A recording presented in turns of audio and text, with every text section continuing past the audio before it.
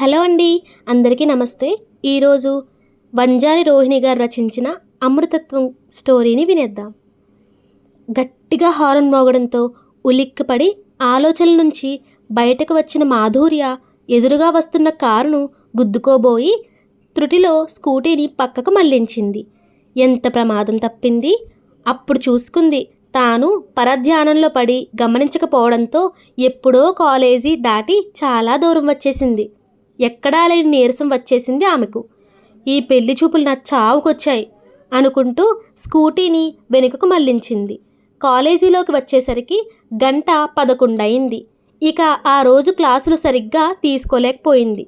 పని అంతా అన్యమనస్కంగానే చేసింది మాధుర్య. మధ్యాహ్నం లంచ్ బాక్స్ తీసి 2 స్పూన్లు బెండకాయ కూర అన్నం తినగానే మళ్ళా పరధ్యానంలోకి వెళ్ళిపోయింది. తాను అందరిలాగే పెళ్ళికెదిగిన ఓ ఆడపిల్ల. తనకు కూడా పెళ్లి గురించి, తన వైవాహిక జీవితం గురించి ఎన్ని ఆశలు, ఎన్ని కోరికలు. పెళ్లి చూపులంటే ప్రతిసారి గుండె నిండుగా పెట్టుకున్న ఆశలు.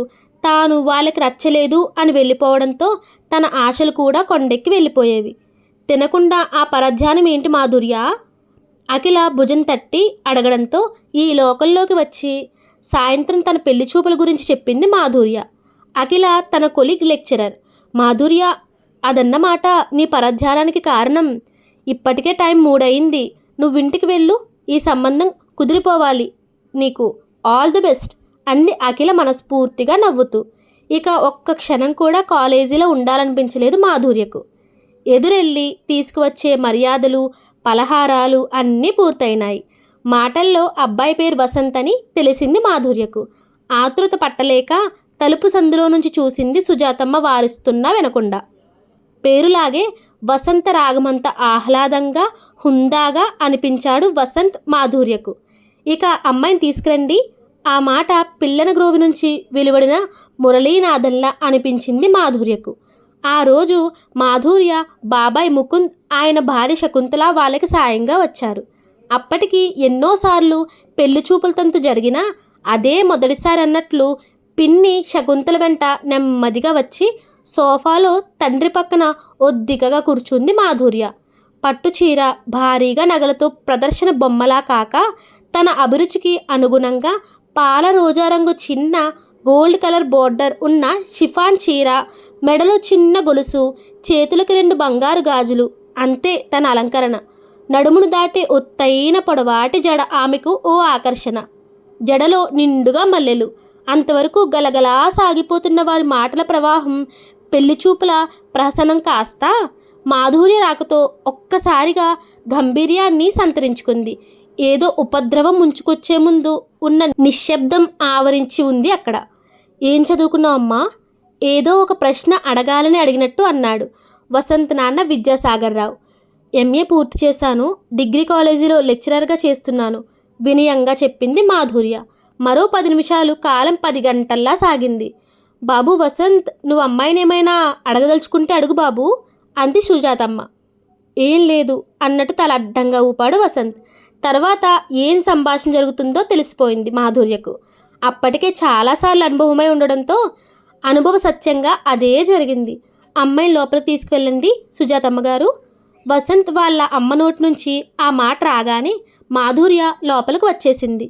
మరో 5 నిమిషాల తర్వాత మేం వెళ్ళి మళ్ళీ ఫోన్ చేస్తాం వసంత్ వాళ్ళ నాన్న అన్నారు. ఒక వారం రోజులు గడిచింది. ఆ వారం రోజులు ఆ ఇంట్లో నిశ్శబ్ద యుద్ధం జరిగింది. అప్పుడప్పుడు సుజాతమ్మ మాత్రం అబ్బాయి బంగారంలా ఉన్నాడు, వీళ్ళకి మన మాధుర్య నచ్చితే చాలు అంటూ తనకు గుర్తుకు వచ్చిన దేవుళ్ళందరికీ రకరకాల మొక్కులు మొక్కేసింది. ఏ క్షణంలో ఎప్పుడు ఎటువంటి వార్త వినాల్సి వస్తుందో అని అందరూ కళ్ళల్లో ఒత్తులు వేసుకుని ఎదురు చూడసాగారు. మాధుర్య మనసు వసంత్తో తన మమతల పందిరి అల్లుకోసాగింది, తన ప్రమేయం లేకుండానే. ఇంతకు ముందర పెళ్లి చూపులకు వచ్చిన ఎవ్వరూ పెద్దగా తన మనసును కదిలించలేదు. ఎందుకో వసంత్ తన మనసుకి చాలా దగ్గరగా వచ్చాడు. చాలా సంస్కారవంతుడిగా కనిపించాడు.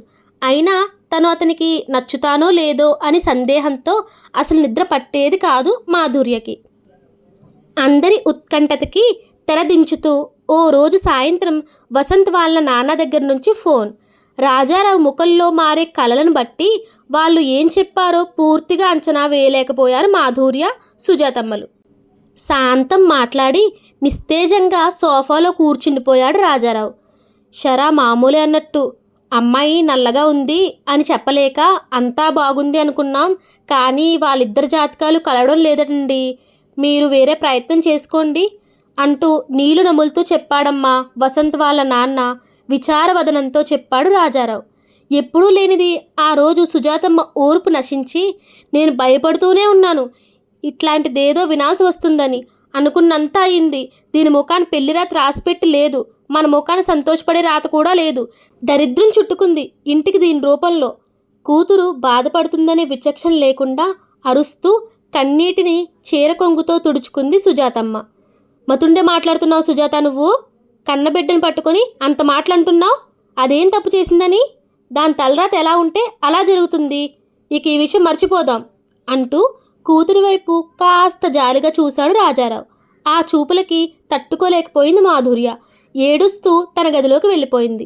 ఎప్పుడూ తనని పల్లెత్తి మాట అనని అమ్మ ఆ రోజు అలా అనేసరికి తట్టుకోలేకపోయింది. ఎన్నిసార్లు పెళ్లి చూపులు జరిగినా, ఎంతమంది తనను నిరాకరించినా అప్పుడు తనకి పెద్దగా బాధ అనిపించలేదు. కానీ వసంత్ మీద తనకి తెలియకుండానే ఎన్నో ఆశలు పెట్టుకుంది మాధుర్య. వాళ్ళు తనని వద్దనడం ఓ పక్క, ఎప్పుడూ లేనిది తల్లి చీత్కారం, తండ్రి జాలి చూపులు తట్టుకోలేకపోయింది. కాలేజీ పని మీద కూడా శ్రద్ధ పెట్టలేకపోయింది. తాను కట్టుకున్న ఆశల గూడు పెను తుఫానికి చెదిరిపోయినట్టు, దావానంలో పడి మసైనట్టు విలవిలలాడింది. 4 రోజుల్లోనే తాను నిస్తేజ శిలలా మారిపోయింది. ఆ రోజు మధ్యాహ్నం 3 గంటలకు మాధుర్య క్లాస్ అటు పూర్తయి ఇటు స్టాఫ్ రూమ్కి వచ్చిందో లేదో సెల్ మ్రోగింది. సెల్ స్క్రీన్ మీద చూసి అమ్మ దగ్గర నుంచి అనుకుంటూ నిరాసక్తంగా సెల్ ఆన్ చేసింది మాధుర్య. ఫోన్ ఆన్ చేయగానే, మధు, మీ రమణ పెద్దనాన్న చనిపోయారని ఇప్పుడే ఊరు నుంచి ఫోన్ వచ్చింది. నేను నాన్న ఊరికి వెళ్తున్నాం. ఇంటి తాళాలు మన పక్కింటి వాళ్ళకి ఇచ్చి వెళ్తున్నాం. రాత్రికి మేము అక్కడే ఉంటాం. తిరిగి ఎప్పుడు వచ్చేది మళ్ళీ ఫోన్ చేస్తాను, నువ్వు జాగ్రత్తగా ఉండు అని చెప్పి ఫోన్ కట్ చేసింది సుజాతమ్మ, మాధుర్య జవాబు కోసం చూడకుండా. అయ్యో, రమణ పెద్దనాన్న చనిపోయారా? 3 నెలల క్రితం ఊరు వెళ్ళినప్పుడు చాలా హుషారుగా తనను తీసుకువెళ్ళి వాళ్ళ పొలాలు తోటలు అన్నీ చూపించారు. పాపం ఏమైందో అనుకుంది. మొదలే మనసు బాగాలేదు, ఇప్పుడు ఈ వార్త. ఇక పని మీద మనసు లగ్నం చేయలేకపోయింది మాధుర్య. తలనొప్పి కూడా మొదలైంది. అఖిలకి చెప్పి ఇంటికి వెళ్ళాలని ప్రిన్సిపల్ దగ్గర పర్మిషన్ తీసుకొని బయలుదేరింది మాధుర్య. పక్కింట్లో తాళాలు అడిగి తీసుకొని ఇంట్లోకి వచ్చి కాలు కడుక్కునే ఓపిక కూడా లేక మంచం మీద వాలిపోయింది. ఆ రోజెందుకో ఎవరూ పిలవకుండానే వచ్చి వరద ఊరిని ముంచెత్తినట్టు తనకు తెలియకుండానే కన్నీళ్లు వరదలై తలగడిని తడిపివేశాయి.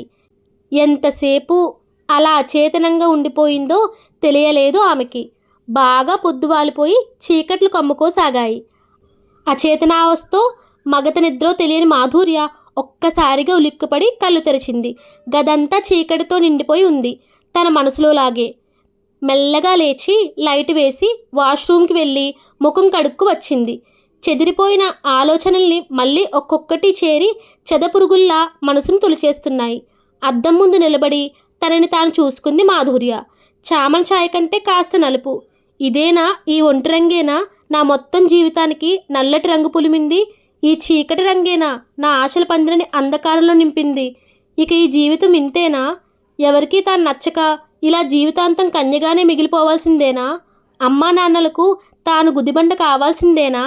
తన వల్ల బాధ తప్ప అమ్మా నాన్నలకు ఉపయోగం ఏమి ఉంది? తానిక ఎందుకు బతకాలి? ఆలోచనలు అదుపు తప్పుతూ తనను అధపాతాళానికి నెట్టివేస్తున్నాయి. మనసు నిండా అలుముకున్న నిరాశ అగ్నికీలల్లా కమ్ముకుంటోంది.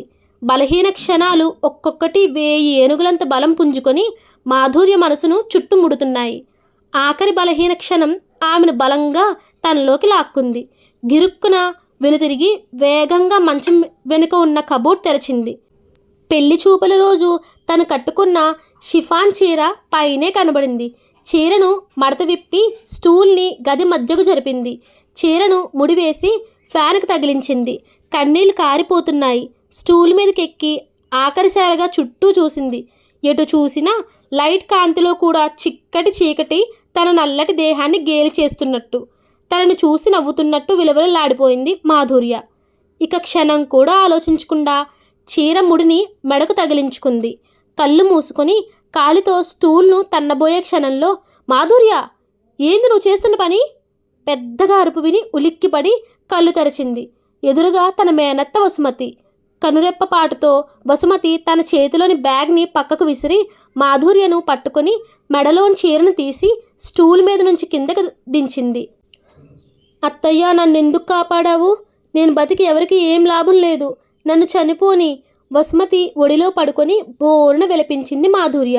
దుఃఖంలో ఉన్న మనిషికి ఏం చెప్పినా తలకెక్కదు అని మాధుర్యను బాధ తీరే వరకు అలాగే తన ఒడిలో ఉంచుకొని తల నిమురుతూ ఉండిపోయింది వసుమతి.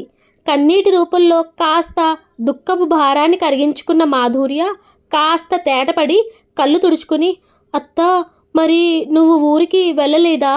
రమణ పెద్దనాన్న చనిపోయారు కదా, అమ్మ నాన్న అక్కడికి వెళ్ళారు అంది మాధుర్య. నా సంగతి సరే, నీ సంగతి ఏంటి మధు? చనిపోవాలని ఎందుకు అనుకున్నావు? ఏం సాధిద్దామని? నేను రావడం ఒక్క క్షణం ఆలస్యం అయి ఉంటే ఏమయ్యేదో తలుచుకుంటేనే వణుకు పుడుతోంది. ఊరికి వెళ్లకుండా నేను ఇక్కడికి రావడమే మంచిదైంది అంది. అత్త, మొన్న వచ్చిన పెళ్లి సంబంధం కూడా తప్పిపోయింది. దానికి కారణం నా ఒంటి రంగు. అప్పటి వరకు బాగా మాట్లాడుతున్న వాళ్ళల్లా నేను లోపలి గదిలో నుండి వారి ఎదుటికి వచ్చేసరికి నా ఒంటి రంగు చూడగానే వాళ్ళ ముఖాల్లో రంగులు మారిపోయాయి. ఇక ఈ జన్మకు నేను ఎవ్వరికీ నచ్చును.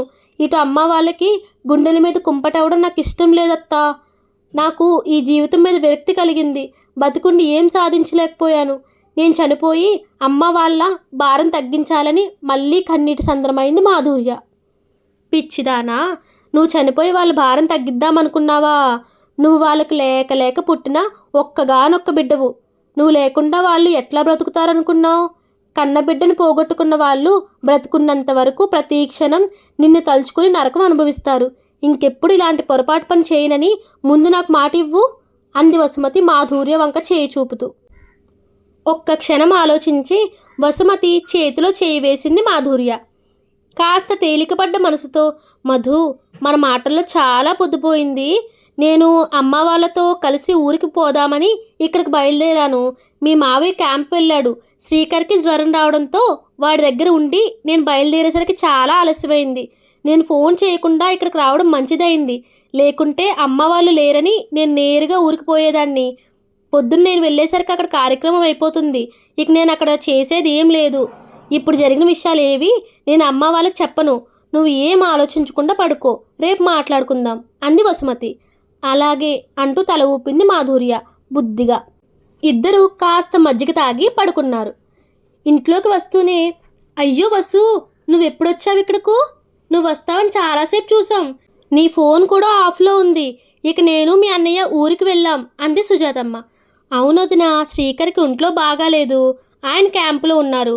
నేను ఇక్కడికి వచ్చేసరికి చాలా పొద్దుపోయింది. సరే, ఇక పొద్దున్న నేను ఊరికి వచ్చినా లాభం లేదు. అందుకని మాధుర్యతో ఉండిపోయాను. పాపం రమణన్నయ్యకి ఏమైంది అంది కళ్ళొత్తుకుంటూ వసుమతి. మొన్న పొద్దుటి వరకు బాగానే ఉన్నారట. సాయంత్రం టీ తాగి పడక కుర్చీలో పడుకుని పేపర్ చదువుతున్న వాడల్లా అలాగే తలవాల్చేశారట. హాస్పిటల్కి తీసుకువెళ్లే లోపలే ప్రాణం పోయిందట. హార్ట్ అటాక్ అని చెప్పారట డాక్టర్. బాధ్యతలన్నీ తీరి ప్రశాంతంగా ఉండాలనుకున్న సమయంలో మీ వదినకి కష్టం వచ్చింది బాధగా చెప్పింది సుజాతమ్మ. అన్నయ్య, నాతో పాటు మాధుర్యని హైదరాబాద్కి తీసుకుపోతాను. ఓ 10 రోజులు నా దగ్గర ఉంచుకొని పంపుతాను. ఆయన కూడా క్యాంపులో ఉన్నారు. 4 రోజులు రారు. నాకు కాస్త తోడుగా మాధుర్య ఉంటుంది అంది వసుమతి. కూతురు వంక చూశాడు రాజారావు. అత్తయ్యతో వెళ్తాను నాన్న అంది మాధుర్య. మరి కాలేజీ? అనుమానం అమాయకత్వం కలబోసినట్టు అడిగింది సుజాతమ్మ. ఆ రోజు కూతురు మనసు బాధపడేలా మాటలు అన్నానని సుజాతమ్మ లోపల కృంగిపోయింది. కూతురు సరిగ్గా మాట్లాడడం లేదని దిగులు పడింది. సిక్ లీవ్ అని 4 రోజులు సెలవు పెడతానులే అమ్మా అని మాధుర్య అనడంతో, మంచిదిరా వసు, కాలేజీ పనిలో చాలా అలసిపోతుంది. దానికి గాలి మార్పు ఉన్నట్టుంటుంది అంది సుజాతమ్మ. మాధుర్య తనతో మాట్లాడిన ఆనందంలో పెళ్లి సంబంధం తప్పిపోయిన విషయం వసుమతితో చెప్పకుండా. మాధుర్య వసుమతితో హైదరాబాద్ వచ్చి 2 రోజులైంది. శ్రీకర్కి జ్వరం తగ్గి స్కూల్కి వెళ్ళసాగాడు. ఆ రోజు నుంచి వరుసగా ఓ 4 రోజులు వసుమతి మాధుర్యను తాను వెళ్ళే అనాథాశ్రమాలు, వృద్ధాశ్రమాలకు తీసుకువెళ్ళింది. అక్కడ వారు ఎటువంటి దయనీయ పరిస్థితుల్లో బ్రతుకుతున్నారో అన్నీ చూపించింది. తల్లి తండ్రి ఎవరో కూడా తెలియని అనాథ పిల్లలు, కన్నబిడ్డలు వదిలేసిన వృద్ధులకు తాను తన స్నేహితురాళ్ళు ఇచ్చే చేయూత, వాళ్ళ కోసం చేసే సేవా కార్యక్రమాలను ప్రత్యక్షంగా మాధుర్యకు చూపించింది. ఆ తర్వాత ఓ రోజు కార్మిక నగర్ లాంటి మురికివాడలకు తీసుకువెళ్ళి దుర్గంధం వెదజల్లుతున్న పరిసరాలలో, వారి రేకుల షెడ్డు లాంటి ఇళ్లల్లో వారి దయనీయమైన బ్రతుకులను చూపించింది. అక్కడి పిల్లలకు తాను చదువు నేర్పడానికి రోజు వెళ్తానని చెప్పింది వసుమతి. వసుమతి అత్తయ్యకు మంచి మనసు ఉందని తెలుసు, కానీ ఇప్పుడు అవసరమైన వారికి ఆమె చేసే సేవలు చూసి అబ్బురపడింది మాధుర్య. వసుమతితో కలిసి ఓ 10 రోజులు సాయంత్రాలు కార్మిక్ నగర్ వెళ్ళి అక్కడ పిల్లలకు తాను కూడా చదువు చెప్పింది. వృద్ధాశ్రమాలలో సేవలు కూడా పాలు పంచుకుంది. ఈ 10 రోజుల్లో వసుమతి అత్తయ్య సహచర్యంలో సాంత్వన వచనాలతో చాలా మార్పు వచ్చింది మాధుర్యలో. జీవితంలో ఆనందం అంటే తన సుఖమే కాదు, ఇతరుల బాధలను పంచుకోవడంలో, అవసరమైన వారికి సాయం అందించడంలోనే నిజమైన తృప్తి, ఆనందం ఉంది అనిపించింది ఆమెకి. మరో వారం రోజులు 7 క్షణాల్లా గడిచిపోయాయి. ఆ రోజు కార్మిక్ నగర్లో పిల్లలకు పాఠాలు చెప్పి ఇంటికి వచ్చారు మాధుర్య, వసుమతి. ఇద్దరికీ టీ చేసి 2 కప్పుల్లో తెచ్చింది వసుమతి. అత్తయ్య, నేను వచ్చి దాదాపు 20 రోజులవుతోంది. అమ్మ నాన్న కూడా ఎప్పుడొస్తావంటూ ఫోన్లు చేస్తున్నారు అంది మాధుర్య. అప్పుడే వెళ్ళిపోతావా మధు? నీకు నాతో కలిసి ఆశ్రమాలకు కార్మిక్ నగర్కు తిరగడానికి ఇబ్బందిగా ఉందా చెప్పు అంది వసుమతి బెంకగా చూస్తూ. అయ్యో, అదేం లేదత్తయ్య, ఇంతవరకు నేను బావిలో కప్పలాగున్నాను. ఆడపిల్లకు ఆనందం పెళ్ళి, సంసారం, పిల్లలు వీటిలోనే ఉంది అనుకున్నానత్తా. ఇక్కడికి వచ్చాకే నాకు అసలైన జీవితం అంటే ఏమిటో తెలిసింది. నువ్వు చేసే ఈ సేవా కార్యక్రమాలలో నేను కూడా భాగం పాలు పంచుకోవాలని ఉందత్తయ్యా అంది మాధుర్య ఆర్తిగా వసుమతి వైపు చూస్తూ. అయితే ఇంకేం మధు, నువ్వు ఇక్కడ కాలేజీకి బదిలీ చేయించుకో, నా దగ్గరే ఉందువు కానీ. మాకు శ్రీకరణ్తో నువ్వు అంతే, మీ అమ్మా నాన్నని నేను ఒప్పిస్తాను, ఓకేనా అంది వసుమతి. అత్తయ్య, అంతకంటే నాకు ఇంకేం కావాలి అంది మాధుర్య ముఖంలో ఆనందం తాండవిస్తుండగా. మధు, ఇంకో మాట, ఎవరో మనల్ని నచ్చలేదని మనం జీవితాంతం బాధపడుతూ కూర్చోకూడదు. ఈ లోకం ఎలాంటిదంటే, ఓ వ్యక్తి పొడుగ్గా ఉంటే జెండా బొంగు అంటారు, పొట్టిగా ఉంటే పొట్టి అంటారు, తెల్లగా ఉంటే అబ్బా పాలిపోయిన రంగు అంటారు, నల్లగా ఉంటే కర్రీ అంటారు. అలాగే జీవితంలో ఓడిపోయారనుకో, నేను ముందే చెప్పాను వీళ్ళు క్రింద పడతారని, నేల విడిచి సాయం చేస్తే పడరా అంటారు. అదే మనిషి విజయం సాధిస్తే అదే నోటితో నాకు తెలుసు వీళ్ళు సాధిస్తారని, కష్టపడ్డారు మరి అంటారు. అంటే మనం ఎట్లా ఉన్నా లోకులు ఏదో ఒకటి అంటూనే ఉంటారు. అందుకే లోకులు పలుకు ఆకులు అనే సామెత వచ్చింది. ఈరోజు నువ్వు నల్లగా ఉన్నావు అని గేలి చేసిన వాళ్ళే రేపు నువ్వు విజయం సాధిస్తే గొప్పగా పొగుడతారు. చాలామంది నలుపు రంగు అశుభం, అపశకునం అని అనుకుంటారు. అది ఒట్టి అపోహ మాత్రమే. బాహ్య సౌందర్యం కన్నా అంతః సౌందర్యం, ఆత్మవిశ్వాసం చాలా గొప్పవి.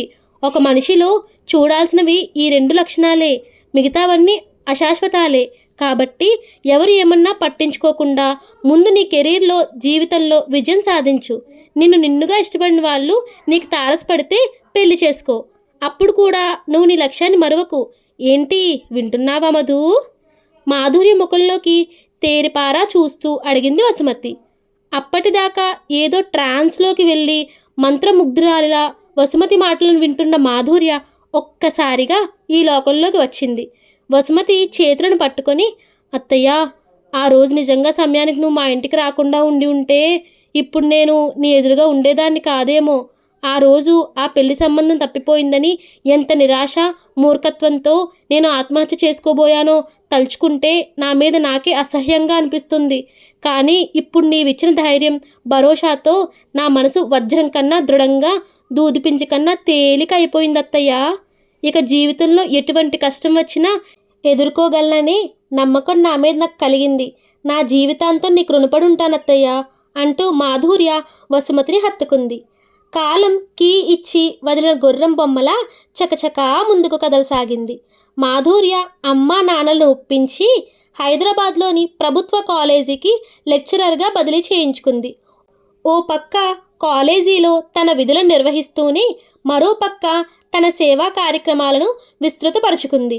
వసుమతితో కలిసి చిన్న చిన్న కుటీర పరిశ్రమలు స్థాపించి సాంబ్రాణి కడ్డీలు, క్యాండిల్స్, వ్యాజలిన్, పేపర్ ప్లేట్స్ తయారీ వంటి పనులలో ఆశ్రమంలో శక్తి ఉండి పని చేయగలిగిన వాళ్లకు శిక్షణ ఇప్పించింది. ఇంకొందరు అనాథ మహిళలకు కూడా టైలరింగ్, అప్పడాల తయారీ, కేకులు తయారీ వంటివి నేర్పి వాళ్ళకి ఉపాధి కల్పించింది. ఇప్పుడు మాధుర్యకు చేతి నిండా పని. తన గురించి తాను ఆలోచించే సమయం కూడా లేదు. అంతగా సేవా కార్యక్రమాలలో మునిగిపోయింది. ఆ సంవత్సరపు ఉత్తమ అధ్యాపకురాలు అవార్డు, ఉత్తమ సేవలందించే వారికి ఇచ్చే మదర్ తెరీసా అవార్డు రెండూ ఒకదాని వెంట ఒకటి పోటీ పడి మాధుర్యను వరించాయి. కూతురు సాధించిన విజయాలకు సుజాతమ్మ, రాజారావులు పొంగిపోయారు. కాలం నేనెవరి మాట వినను, ఎవరి కోసం ఆగను అంటూ వెనకడుగు వేయకుండా సూటిగా ముందుకు వెళ్తోంది. ఆ రోజు కాలేజీ వదలగానే స్కూటీలో ఇంటికి బయలుదేరింది మాధుర్య. యూసఫ్గూడ చౌరాస్తా దగ్గర రోడ్డు మీద గుంపులుగా జనాలు నిలబడి ఉన్నారు. జనాల మధ్యలో ఏం జరిగిందో మాధుర్యకు సరిగ్గా కనబడలేదు. స్కూటీని కాస్త రోడ్డు ప్రక్కగా పార్క్ చేసి ఆ గుంపు మధ్యకు వెళ్ళింది. స్కూటర్లో వెళ్ళే అతన్ని కారు గుద్దేసిందట. కారులో ఉన్న వాళ్ళు ఆగకుండా వెళ్ళిపోయారట. తీవ్ర గాయాలతో అతను బోర్లా పడి ఉన్నాడు. అయ్యో పాపం అంటున్నారే కానీ ఒక్కరూ అతన్ని లేపడానికి ప్రయత్నించలేదు. పోలీస్ కేసు అయితే మనకెందుకు, లేనిపోని గొడవ అని చూసి వెళ్ళిపోతున్నారు. ఎవరో 108కి ఫోన్ చేసినట్టుగా ఉన్నారు. గనగనామంటూ సైరన్ మ్రోగించుకుంటూ అంబులెన్స్ వచ్చింది. హాస్పిటల్ సిబ్బంది ఇద్దరు స్ట్రెక్చర్ మీద అతన్ని పడుకోబెట్టి అతనితో ఇంకెవరైనా ఉన్నారేమోనని అక్కడి వాళ్ళని అడుగుతున్నారు. అప్పుడు చూసింది అతని ముఖం. తను వసంత్. ఏడాది క్రితం జరిగిన పెళ్లి చూపులప్పుడు ఒక్కసారి చూడగానే అతని రూపురేఖలను తన మనసులో ముద్రించుకున్నందువల్ల వెంటనే అతన్ని గుర్తుపట్టింది. వసంత్ తమ బంధువని, హాస్పిటల్కి వస్తానని మాధుర్య కూడా అంబులెన్స్ ఎక్కింది. హాస్పిటల్లో బెడ్ మీద నీరసంగా పడుకుని ఉన్నాడు వసంత్.